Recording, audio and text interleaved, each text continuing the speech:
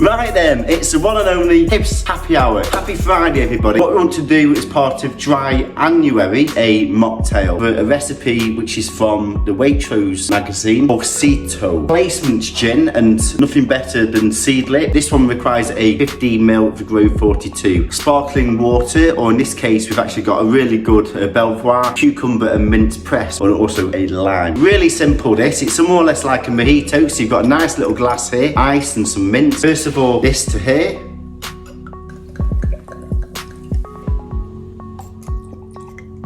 Then we're going to add a little bit of the lime and then top up. Then here we have it, the Fauxjito Mojito. So I really hope you enjoyed the show. Please don't forget to subscribe. I'm also going to create a playlist for mocktails which are alcohol free. Happy New Year and enjoy.